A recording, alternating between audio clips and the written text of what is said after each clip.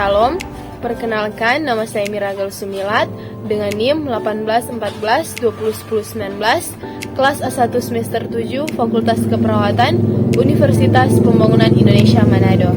Pada saat ini saya akan membuat video penjelasan secara singkat mengenai manajemen keperawatan. Untuk menuntaskan tugas UAS dengan mata kuliah manajemen keperawatan dengan dosen pengajar Nurse Sisviani Sarimin Eskep Mkep SPAN. Baik, kita mulai. Yang pertama, ada pengertian manajemen keperawatan. Manajemen keperawatan adalah sebuah kegiatan yang sangat kompleks namun teratur, sehingga bila manajemen dilaksanakan dengan baik, akan mencapai hasil kegiatan yang maksimal. Manajemen diibaratkan sebagai sebuah mesin produksi yang bekerja secara efisien dan cepat, menghasilkan produk maksimal yang memerlukan motivasi dan kerjasama. Sedangkan manajemen keperawatan adalah penggunaan waktu yang efektif.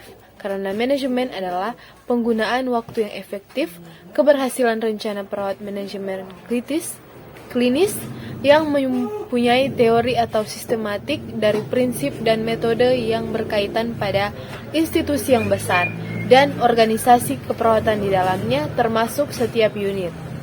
Kedua, fungsi manajemen. Fungsi manajemen adalah elemen-elemen dasar yang akan selalu ada dan melekat di dalam proses manajemen yang akan dijadikan sesuai acuan oleh manajer dalam melaksanakan kegiatan untuk mencapai tujuan. Fungsi manajemen ada 4 bagian, yaitu pertama, perencanaan. Perencanaan adalah memikirkan apa yang dikerjakan dengan sumber yang dimiliki. Perencanaan merupakan proses pemikiran dan penentuan secara matang hal-hal yang akan dikerjakan di masa mendatang dalam rangka pencapaian tujuan yang telah ditetapkan. Kedua, perorganisasian atau organizing.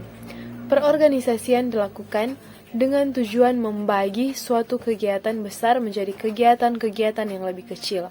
Perorganisasian mempermudah manajer dalam melakukan pengawasan dan menentukan orang yang dibutuhkan untuk melaksanakan tugas yang telah dibagi tersebut. Ketiga, pengarahan atau directing. Pengarahan adalah suatu tindakan untuk mengusahakan agar semua anggota kelompok berusaha untuk mencapai sasaran sesuai dengan perencanaan material dan usaha. Pengarahan merupakan suatu penyampaian pesan dan instruksi yang menyebabkan staf mengerti apa yang diharapkan sehingga dapat membantu tujuan organisasi secara efisien dan efektif. Keempat, pengendalian atau controlling. Pengendalian adalah proses pengecekan dan penelusuran penyimpangan-penyimpangan dari arah yang direncanakan yang merupakan aktivitas berkesinambungan dan dibuat berdasarkan evaluasi pada waktu kegiatan sedang berjalan. Kemudian ada peran manajer. Peran manajer dapat mempengaruhi faktor motivasi dan lingkungan, tetapi faktor lain yang mungkin mempengaruhi tergantungnya tugas, khususnya bagaimana manajer bekerja dalam suatu organisasi. Secara umum, peran manajer dapat dinilai dari kemampuannya dalam memotivasi dan meningkatkan kepuasan staf.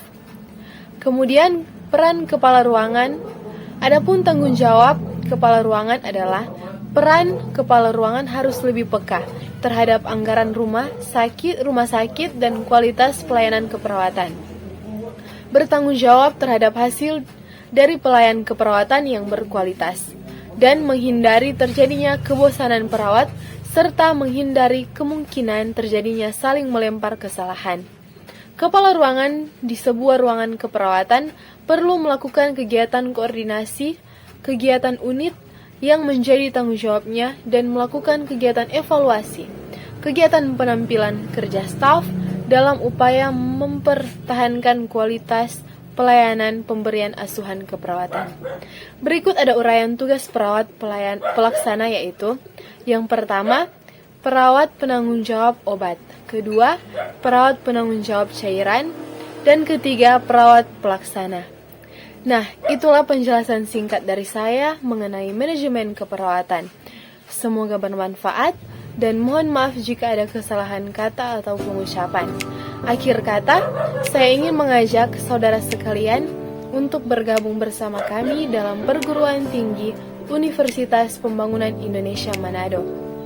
Karena di Universitas Pembangunan Indonesia Manado ada begitu banyak fakultas seperti Fakultas Keperawatan ditambah dengan profesi nurse, Fakultas Hukum, Fakultas Pertanian, Fakultas Sastra, Fakultas Teknik, dan Fakultas Fisip.